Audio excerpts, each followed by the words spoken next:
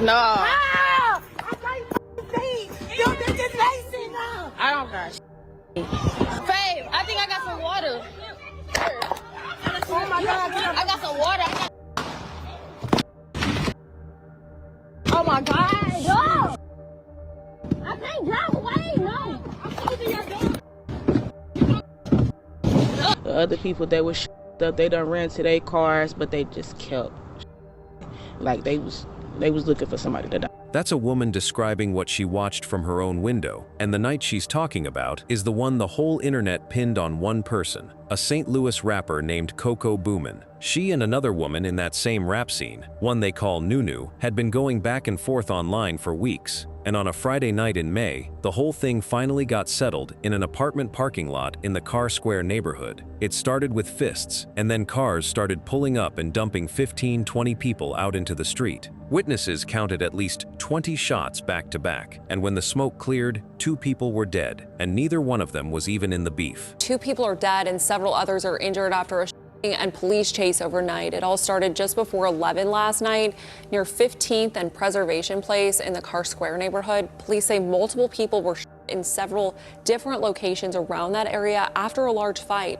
One was a man who had just gone out with a friend that night. The other was a 21-year-old woman who police found shot in the back seat of a car that ran from the scene, spiked, and stopped dead on the McKinley Bridge. Investigators say Metro Air Support then saw a vehicle speeding away from the scene. SWAT officers tried to stop it, but police say the driver took off. The vehicle was eventually spiked and came to a stop on the McKinley Bridge. That's where police say they found a woman dead in the back seat with a gunshot wound. But before we get into Coco Boomin's story, let's start with this story. Because a year and a half before St. Louis, on a quiet street in Sanford, Florida, a mother of 3 told her teenage daughter she would be right back, drove off to a fight she announced on Facebook Live, and never came home. We start now at 11 tonight with a new twist to a Beat that hoe. Days after the deadly shooting, we learned the crime was live streamed on Facebook. Lauren Ashley Martin was 34, a photographer and a mother of 3, out of the Orlando area. Her people called her Bubbles. Online, she went by Boss Lottie Big Baby. And she had a regular grown woman life that had nothing to do with the way it ended. She had 3 kids leaning on her and a camera she made her money with. And that camera is the only piece of her background that matters right now, because her photography is exactly what put her around the woman who would end up killing her. That woman was Savon Shantae Tyler, a 35-year-old woman out of Sanford, living over in the Greystone townhomes. Hey, let's go. Hey, yo.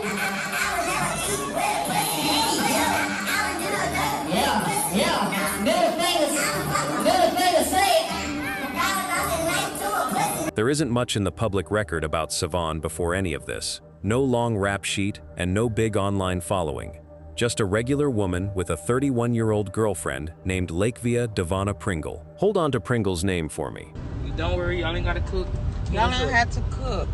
Come and hit us up. We delivering through the storm and all. I got my little pass. I'm put on my scrubs like I'm going to work, and we gonna deliver y'all food if we have to. You know. Today we got seafood. We got chicken and fries as always. Egg rolls, lemonade, steak subs available. Cheeseburgers now on the menu. Tenders and fries. Grilled cheese sandwiches. We have baked potatoes. Now, here is how small the spark really was. Lauren and Savon used to be cool, and some folks say they were straight up friends. Lauren, being a photographer, had taken some pictures connected to Savon, and something about those photos rubbed her the wrong way, and that was the whole seed of it. Instead of a phone call or a face-to-face to squash it, the thing moved onto social media and just sat there getting worse, one comment answering another, day after day, for weeks. Lauren's aunt described it later as one person going online and saying something, then the other person answering, then the whole thing spinning completely out of control. And that right there is the quiet danger nobody talks about. When you argue with somebody face to face, and walk off. It's usually dead by morning. Online, it sits in your notifications, and other people feed it, screenshotting and picking sides and pouring gas on it. So every day it stays alive, gets a little more personal and a little harder to drop, until walking away starts to feel like losing in front of thousands of people. That pressure, that need to not look weak on camera, is what pulled two grown women who used to be friendly all the way to a Sanford street with a bat and a hidden pistol. It came to a head on November 5th, 2024. And here's a detail that sticks with you, because that was election day. Lauren had voted earlier and even posted a selfie from the booth. Then that same evening, she went live on Facebook in her own bedroom, changing clothes, telling anybody watching that she was heading to Sanford to beat somebody up. Let me go to Sanford, because I mean, up. First of all, you still want to say, oh, I have to have fucked somebody. Yeah, you said you were doing taxes and that you said that you had somebody that you needed tax professionals. First of all, let me tell you something, you ignorant. I wouldn't do taxes with you. I had to save my motherfucking life. You was charging people $630 for fucking basic taxes. Okay, can y'all hear me? Well, listen. You was sitting up here. You don't even know basic tax rules. Are you serious? You didn't even know basic tax shit. Reports say her teenage daughter was visible in the background of that stream. People in her comments were telling her to let it go and stay home, and she wasn't trying to hear any of it. Lauren told her daughter, I will be right back. I have to go take care of some business. Meaning she wanted to go fight. So she got in her car and she drove, and this is the part that would later cook the whole case, because she streamed the entire ride over. Every mile of it, every word she said to herself, all of it recorded and pushed out live for the world and for the police to watch later. Without even knowing it, Lauren documented her own state of mind and her own plan to go get into it, and handed it to detectives as evidence before a single thing had happened. Oh, wait, here comes somebody behind me.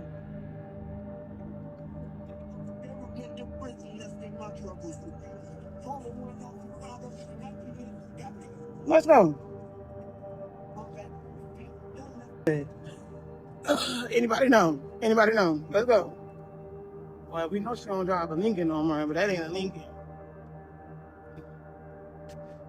Where we at? Investigators later pointed to that drive-over stream as the clearest window into how this whole thing built, because you almost never get to hear a person narrate their own choices in the hour before a tragedy. And here's the trap that was already waiting at the end of that drive. Because Lauren was announcing on the internet that she was on the way, Savon knew she was coming. And instead of calling for help, Savon did the exact opposite of all of that. She armed herself with a 9mm handgun and a little kid's baseball bat, and then took that pistol and tucked it away inside a nearby utility box. She set it down early, so it would be sitting right there within arm's reach when the moment came. So by the time Lauren pulled up on Travertine Terrace, everything was already in motion, and every piece of it was already ugly. So Martin arrived to the house. Savon comes out with a bat and a gun. She puts the gun down.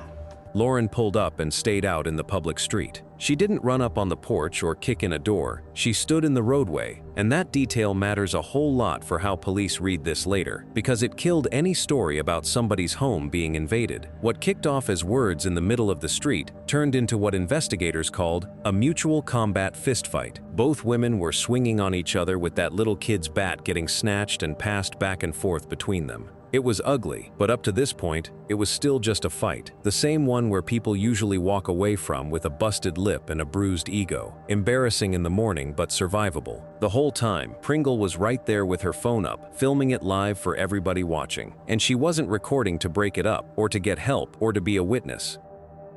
Come on. Is this you right here in the white car, Miss Mamas? Come on, come on. You said you wanted to fight. You came over here. Come on. You said you wanted to fight. Come fight. Ain't no police coming, no none of that. She done brought her goofy all the way to this goddamn girl house, gonna get beat up. Nah, this we at home. We at home, and all right, what's he? I'm recording. You want me to hold your phone too? You want me to hold your phone too?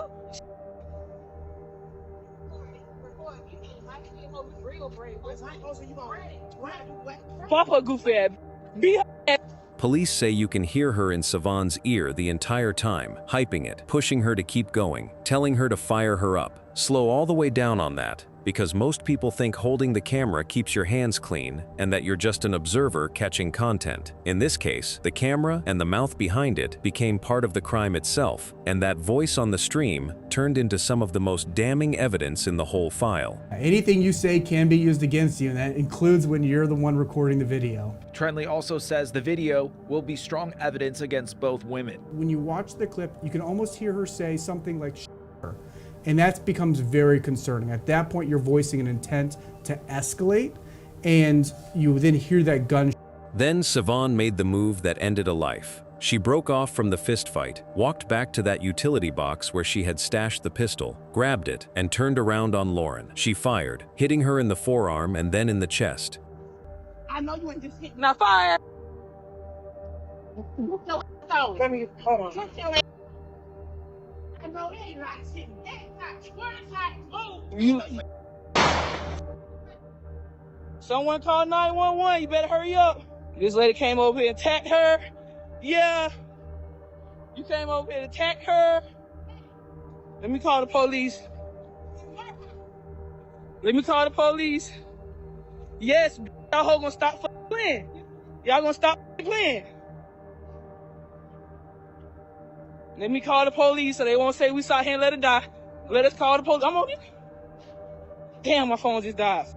And you can hear those shots ring out right there on the live stream, clear as day. Lauren dropped in the middle of the roadway. Sanford police rolled up around 7 that evening and found Lauren in the roadway with gunshot wounds to the chest. They rushed her to the hospital, and doctors took her straight into emergency surgery and fought for her. But it was too much for her body to recover from. She was pronounced dead the following day, November 6th, and the medical examiner ruled it a homicide. And now that you know how she died, let me tell you who the city actually lost, because she was somebody's whole world. Someone went online and made a comment, and then the other person went online and made a comment, and then it was just back and forth, and it spiraled out of control from there. Her Aunt Jessica said the two of them talked almost every single day, that Lauren was the person she told everything to, her best friend, and her diary in the same breath. 3 kids woke up without their mother over some photographs, so her community set up a fund with one simple, heartbreaking goal: to keep those babies fed and stable until the family could figure out something long-term. Her people laid her to rest in Orlando, and her name later ended up on a national gun violence memorial. One more photographer and mother added to a list she never should have been on. The one thing this case never lacked was proof. Between Lauren's drive-over stream and Pringle's fight stream, police basically had the entire thing on tape. The build-up, the fight, the voice egging it on, and the gunshots. All of it recorded in real time. Detectives almost never get a case handed to them this clean, laid out minute by minute, and that is exactly what social media did here. Savon got arrested without a struggle shortly after, and was charged with first-degree premeditated murder with no bond. Her story to the police was self-defense. She said she was scared for her life. Savon told the police, I was just trying to protect myself. I was trying to protect my kids because this lady came to my home. According to reports, the police did not believe a single word and charged her with premeditated. The problem with self-defense is that it falls apart the second you remember she hid a gun in a box before the fight even started. The video, the scene, and the witnesses all cut against her story, and that pre-planted pistol was the loudest evidence in the room. You don't stash a firearm for a situation you're actually trying to avoid, and planning is what the law calls premeditation, which just means you thought about it first, and it is the whole difference between a shooting and a first-degree murder charge. Then comes Pringle, the girlfriend with the camera, learning the hard way that filming isn't neutral when you're also the voice telling somebody to shoot. A second woman has been arrested in connection to the deadly shooting of Lauren Martin. Sanford police say 31-year-old Lakivia Pringle live-streamed the fight that led to the mother of 3 getting killed.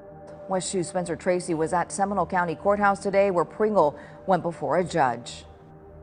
Came over here, come on. You said you wanted to fight, come fight. This video shows key evidence for the investigation into a shooting that left Lauren Martin dead in Sanford.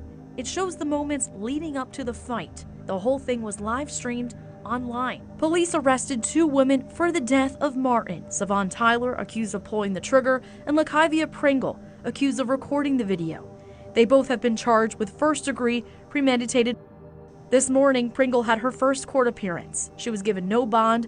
Tyler was given the same thing earlier this week. Investigators say Pringle was the one behind the camera and was encouraging Tyler to keep fighting. Police say Tyler saw Martin outside her house. In the video, you see her with a children's baseball bat. The fight continues until at least one gun is fired. Martin's family says their loved one was a photographer, and there was some disagreement between the two about pictures she took of Tyler. They say their loved one did not deserve this. Someone went online and made a comment, and then the other person went online and made a comment, and then it was just back and forth, and it spiraled out of control from there. After this morning's quick hearing, Pringle will remain at the Seminole County Jail. Her next court appearance is in December.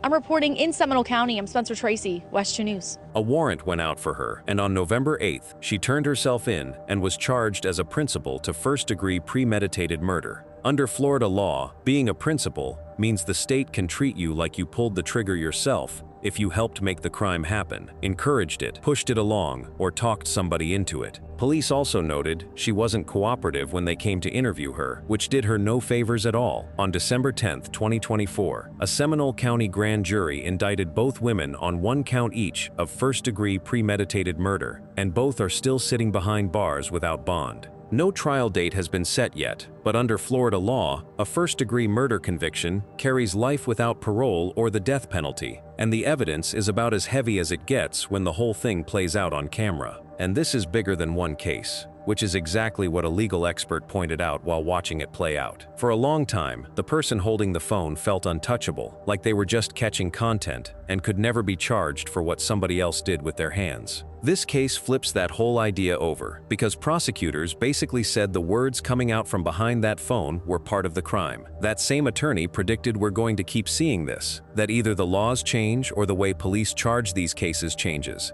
so the people instigating from behind the camera actually answer for it. Think about how much that shifts things, because the next time somebody is in a comment section daring 2 people to fight, or standing on a live telling somebody to swing or to shoot, they might be recording the exact evidence that puts them in a cell right next to the person who did the deed. And unfortunately, I don't think people are thinking far enough ahead that a human life is valuable, and it's not worth social media fame, and it's not worth your 5 minutes of fame. Attorney Raymond Trendley says people often don't think of the consequences when they post on social media, but it can be used against you. And I think that we're going to start to see that there's going to be some accountability for those people, whether it's we change the laws or we change how we charge them, to make sure that these things don't continue to happen, where people are not instigating these altercations. Especially if you can hear them in the audio encouraging the altercation.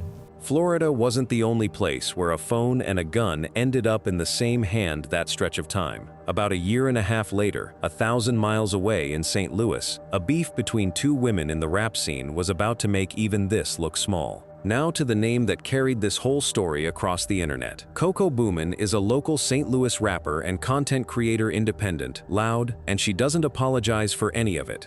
The type who built her name off her own music and her own mouth, instead of waiting on a label to come save her. Her bio literally reads St. Louis, content creator. She's got a following in the tens of thousands across TikTok and Instagram, with singles under names like Bomba Clot and No Ops.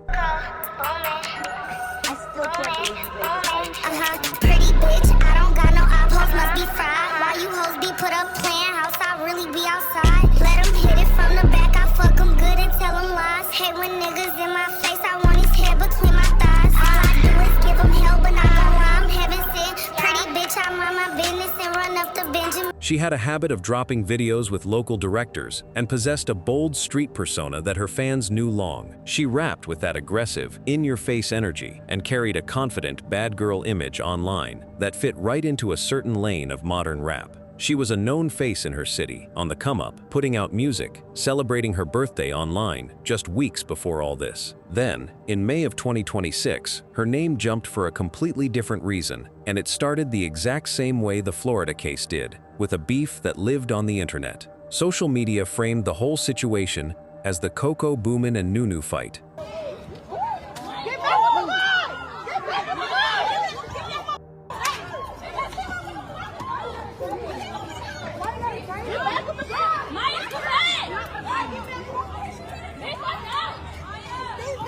nice, cuz. Swear. Them nice enough. Nunu being another local woman in that same scene. The two had been going back and forth online for a while, the way these things go now, lives and posts and shots fired in comment sections. Bro, and then you lying. She talking about I burnt two niggas. And then you lying. Bro, what happened? If I burn two on my life, that's normal. I heard that you burn way me next. Don't ever play with me. And there was older tension floating around, involving a third local rapper named Puda, who had a history with Coco and had reportedly called her out before and told her to pull up. So when the Coco and Nunu situation blew up, he had things to say about it. No, I'm not fighting at no father. She saw us. What you mean? You just saw me. You saw us clear as day and you ain't had nobody holding you back for nothing. You telling her you want to fight her, you should have swung. On my mama, you didn't do shit on my mama, so shut up. All that talking, shut the fuck up. It's pissing me off. On my mama, it's pissing me off. You let me roll a whole wood and you still on Instagram talking, shut up. What are you talking about? Just let me know. The fuck, it's annoying at this Y'all steady seeing each other and not fighting. Somebody scary. Shut up. Come on now, be for real. If I've been beefing with you for 3 years and you're not talking about shit, how is it be? At that point, you want to die. What are you talking about? That's what it's gonna be. Fuck. You sitting there worried about me and the just made a whole diss song about you. You worry about me, my little OnlyFans, and making a whole diss song about how your face melting. And about you wearing Mexican Jordans, bitch, and you worry about me? She ain't say shit on my cousin. Shit all day. She did shit on my cousin. She think we like what? This shit wow. Bitch just had you nutted up. They made you nut up in the trap, made you nut up at the airport. You done lost your damn job. You letting this shit get between your money. Why you never gonna get nowhere? You never gonna get no money, never gonna get bitches. You ain't never gonna be able to pick your the music off the floor. She's never gonna go nowhere. It was May 16th, 2026, just before 11 p.m. in the Carr Square neighborhood on the 1500 block of Preservation Place. Two groups of young women squared up in the parking lot of an apartment complex, while neighbors said it looked like they had been sitting out there waiting on somebody to arrive. Witnesses told police just before 11 Friday night, wild fights broke out between two groups of young women in this Carr Square neighborhood. They say the violence spilled from the parking lot of this apartment complex and into the street near 16th and Preservation Place. I seen a group of girls out and they was ready to fight. This wasn't two people who bumped into each other at the store and started arguing. This had the whole feel of a meetup, a beef that got scheduled to be settled in person. The grown-up version of meeting somebody after school, except everybody out there was an adult and some of them were armed. That neighbor is Beverly Hancock, and her account is the backbone of this whole thing, because she watched it build in real time from her own window. It started as a fist fight, girls against girls, the type of thing that could have ended with some scratches and some pulled hair and everybody going home mad but alive. Then cars started pulling up and dumping 15-20 people out into the street, and the entire energy of the night flipped in a second. What was a fight between two crews had just become a mob, and a mob with cars usually means a mob with guns. We're learning new details from neighbors after 5 people were shot in the Carr Square neighborhood Friday night. Our Reagan DeTrolio is in studio with us. She's been keeping up with this investigation and how residents are reacting. Good morning to you, Reagan. Hey, good morning, Travis. Well, right now we know 2 of those 5 people died from their injuries. This all happened around 11 p.m. near a group of apartments here near Preservation Place. I spoke with some people who live in that area and they tell me it all began with a violent fight. Understand the setting too, because it tells you why this spot was ready to blow. Since January of that year, St. Louis police had gotten more than 800 calls to the Carr Square area. Everything from shots fired to disturbances to assaults. So many calls that the local alderman was out here publicly begging for more police and more security from the company that owned the property. Everybody out there had a phone in their hand recording, and nobody out there was trying to be the one to calm it down and take the loss.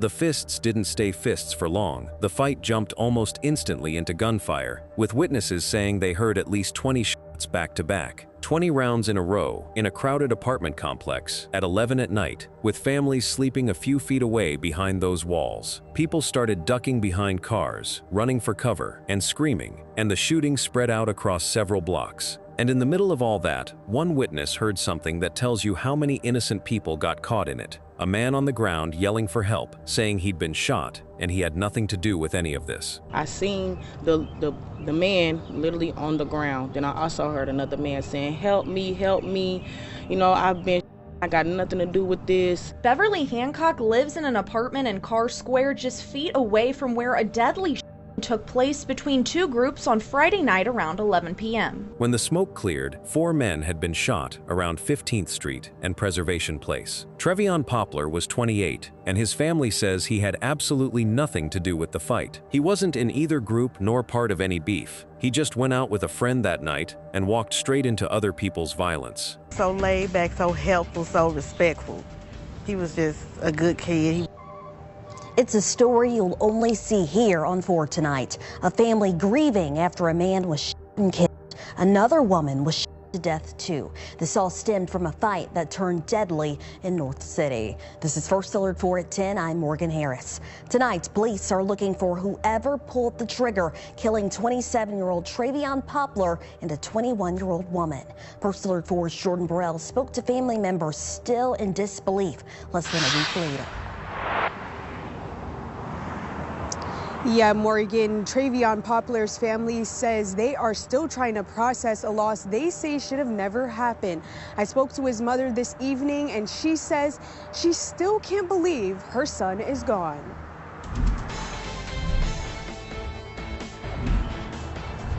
He wasn't on the streets, you know, he was just a good person. Red and black balloons now hang in Carr Square, marking the spot where 28-year-old Trevion Poplar was shot and killed Friday. St. Louis City Police say a large fight broke out near 15th and Preservation Place before gunfire erupted. 2 people died and 3 others were injured. Trevion's mother and brother say he was not involved in the fight. He was such a good person with the best smile. So cool, so laid back, so helpful, so respectful. He was just a good kid. Shauna Poplar tells First Alert 4 when she left for work Friday night, her son was at their Hazelwood home. She says she later learned he went out with a friend and unfortunately never made it back. I mean, when they called me and told me he had got shot, I didn't know he was gone until I got to the hospital. And that was just, I don't know words that I just know no words. It's crazy. It's unbelievable still. Police say after the shooting, officers spotted a vehicle leaving the area at a high rate of speed. That vehicle was eventually stopped on the McKinley Bridge. A 21-year-old woman was in the back seat, shot to death. For Trevion's family, the loss feels impossible to process. No, he was about to start a new job at United Airlines on Tuesday. Like nobody ever, and he was excited about that. Because you just never know what might occur. Shauna now preparing to bury a son who she thought would be safe. So I knew he was with his friend, so I just knew he was okay, because he always okay when he was his friend. I didn't know he was going to that. So silly, so stupid. His mother described a son who wasn't on the streets, a good person with the best smile, the kind of dude everybody called cool, laid back, helpful, and respectful. She said when she left for work that night, her son was at home, and she only found out later that he'd gone out with a friend and never came back. And the detail that makes it hurt even worse is what he was about to do with his life. A brand new job at United Airlines, starting that very Tuesday. A young man was genuinely excited about a fresh start and a real future, but he never made it to his first day. His family marked the spot where he died with red and black balloons, and his mother was left trying to bury a son she thought was safe because he was just out with a friend. And Trevion wasn't even the only one who died that night, because while officers were still working the scene, this thing took a turn that sounds straight out of a movie. A police helicopter, Metro Air Support, spotted a car flying away from the area at high speed and put SWAT on it. The driver refused to stop and kept going, so police threw down spike strips to blow the tires out and end the chase. The car finally came to a stop on the McKinley Bridge, and when officers walked up to it, they found a 21-year-old woman, Bonita Scott, dead in the back seat from a gunshot wound. She had been shot back at the original scene and died in that car while the people up front were trying to get away. Maybe trying to rush her to a hospital, maybe just trying to run. By every account, she was a victim and not a shooter. Another young woman swallowed up by something way bigger than her. So that's 2 people dead, Trevion, who wasn't involved at all, and Bonita, who died in the back of that car. And here is where this case gets flat out frustrating. and where we have to keep it 100 with you about exactly where things stand right now. Prosecutors charged a man in a shooting that left 2 people dead and 3 others hurt. It happened late Friday night in the Carr Square neighborhood north of downtown. New tonight, 5 Interside's Robert Townsend reports one alderman is calling for change. Witnesses told police just before 11 Friday night, wild fights broke out between 2 groups of young women in this Carr Square neighborhood. They say the violence quickly spilled from the parking lot of this apartment complex and into the street near 16th and Preservation Place. I seen a group of girls out and they was ready to fight. Beverly Hancock and her neighbors then saw cars pull up. At least about 15 or 20 people then came outside out of them cars. Neighbors quickly heard lots of gunshots. At least like 20 in a row, like it went back and forth. Police say a 21-year-old woman and a 27-year-old man died. 3 other men also suffered wounds. Police used spike strips to stop a car on the McKinley Bridge. Today, prosecutors charged 19-year-old Darion Walls with felony fleeing. I seen the man literally on the ground. Then I also heard another man saying, help me, help me. You know, I've been got nothing to do with this. It touched me. It was very sad. Records show since January, St. Louis police have received more than 800 calls to the Carr Square neighborhood. Calls that range from fire, disturbances, assaults, and more. A police spokesman tells me while the number of calls they received to this area might be stunning, she says crime here in the Carr Square neighborhood is actually down. Still, the alderman for this area has his own concerns. 2 men got pulled out of that car, and only one of them, 19-year-old Darion Walls, has been charged with anything at all, and the charge is felony fleeing, not murder. By all public accounts, Walls wasn't even a main player in the fight, just somebody who was in the car that ran, and the second man they detained hasn't even been publicly named. Nobody has been charged with pulling a trigger, not for Trevion, not for Bonita, and not for the 3 men who survived getting shot. The homicide investigation is still open, and no shooters have been publicly named. As for Coco Booman, the name that made this story go viral in the first place, she was reportedly picked up shortly after the incident, with a viral arrest photo floating around, and then she was let go. She was right back posting music and freestyles not long after, with fans talking about her first day out, and there are no public charges tying her to the shooting at all. That's the gap you have to sit with. The same social media that crowned Coco the face of this whole thing is the only place her name actually lives in it, because the official paperwork does not put a gun in her hand or a charge on her name, and that is exactly why we keep the pulled-up ready talk labeled as street talk and nothing more. 2 dead and nobody answering for it. But if you think that's as far as a social media beef can go once the guns come out, Birmingham is about to prove you wrong, because what happened to a young mother named Asia Poole makes everything you just heard look small. The last one is the heaviest of the 3. Asia Alice Poole was 21, a young mother out of Birmingham, Alabama, and everybody who knew her describes the same girl, sweet, gentle, loving. She poured every bit of herself into her, one who spared no expense and no effort for her baby. Aria had just started pre-K that very week, a proud little milestone, the kind of thing a mom posts about, and Asia's life had already been stacking loss on top of loss before this night ever came. Her own mother had passed, and just weeks earlier, in late July, Aria's father died too, which means that little girl had already lost one parent right before the night that would take her last one. Asia had just become the only thing standing between her baby and being completely on her own.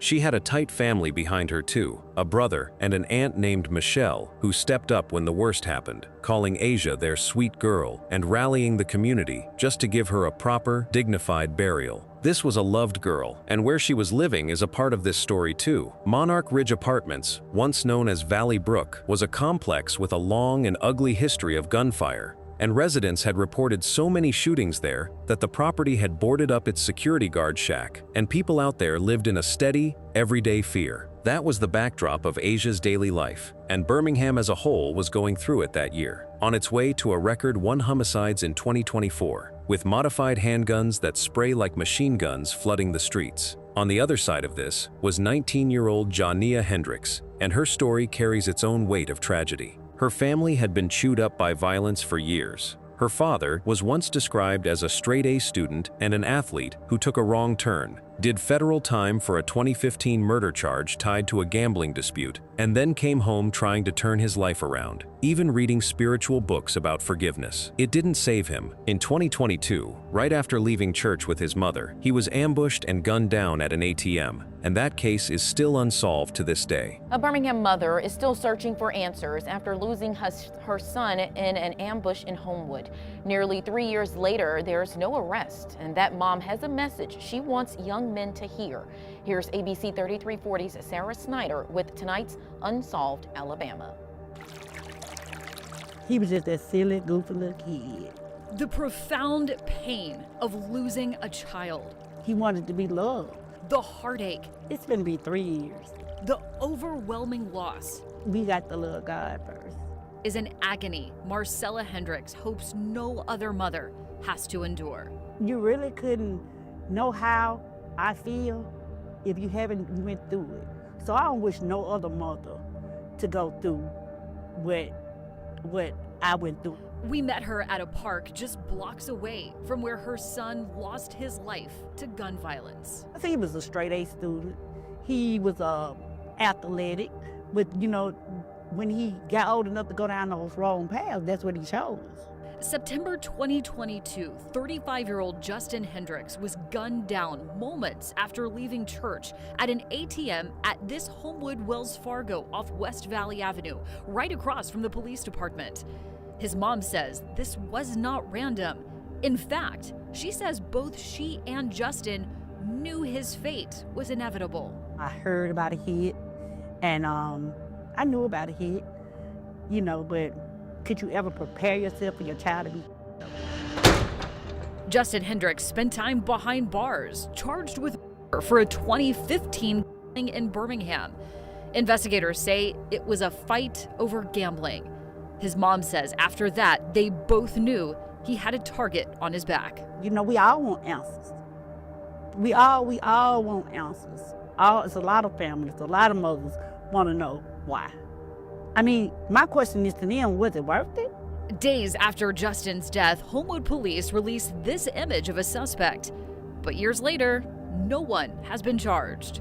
I want our young people to just think about the lives that they're taking and the lives that they're taking from themselves and their family. And we are a community of people living together with each other instead of loving each other. That's all I feel like that's all someone needs, is just to be loved. So far, there have been no arrests in this case. So if you have any information that could help investigators, call Homewood Police, or you can stay anonymous by calling Crime Stoppers. His mother, Jania's grandmother, said she even knew about a hit beforehand and still couldn't stop it. And she publicly begged her community to stop the revenge killings and love each other instead. So Jania grew up watching that cycle up close. Two young women, both shaped by hard, painful situations, are about to collide over the oldest reason in the book. The dispute was reportedly over a man. A Birmingham homicide detective would later testify in court that it was an ongoing dispute over a guy and that the fight was planned through social media. I talked with Rankins Thursday, who told me the whole thing started from social media beef about a shared love interest. The zone is very small. It's literally so little. On August 20th, 2024, around 10 p.m., all that online back and forth finally spilled into the real world at Monarch Ridge. Asia even posted a Facebook Live from the parking lot right before it kicked off, which is a big reason so much of this ended up captured on camera and why police could piece it together later. The fight started between her and Jania, the two of them going at it hard, at one point tussling right on top of Asia's own Ford. People tried to pull them apart, but Jania reportedly kept reaching over Asia's sister to keep swinging, like she just couldn't let it go and couldn't be the one to walk away. People in the background practically daring the thing to go further, instead of anybody trying to end it. There's even a voice on there talking about somebody's brother being out there ready to shoot back, which tells you guns were already on people's minds before a single shot got fired. Then Asia did the thing that should have ended all of it. She backed off, pulled away from the fight, and retreated into the breezeway of her building, tucked in behind her sister, done with it. In any normal situation, that is the finish line. One girl walks away, everybody talks their trash, and life goes on to the next day. Asia really thought it was over, but this fight was never set up to be a fair one, and what came next turned a parking lot squabble into one of the most disturbing ambushes this city had ever put on camera. The second Asia stepped back into that breezeway, thinking the fight was done. The trap sprang shut. A 17-year-old, shirtless, fired the first shot toward where she was standing. And just like that, it became an ambush. And he wasn't alone for long. This hoe trying to speed off in the car. Roll! Oh, Jesus!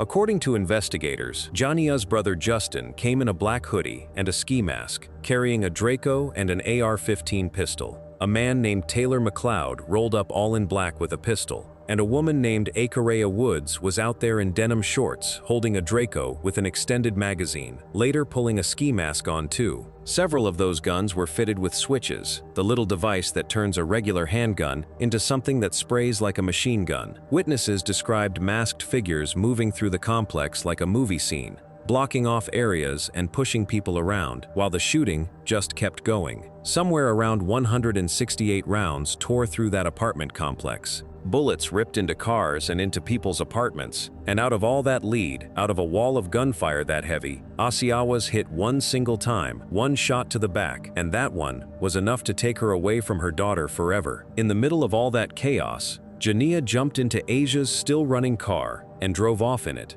dumping it later at a chicken restaurant down the road. And that single move is what ended up shaping her charges. Because the fight and the shooting were streamed and caught on the complex cameras, police were able to piece together who did what pretty quickly. And there's a backstory to those cameras that makes it even wilder. Breaking overnight, a fight turns deadly in Birmingham, leaving one woman dead, another person in the hospital, and this is new video showing police on scene, searching for clues there overnight on Gallant Drive.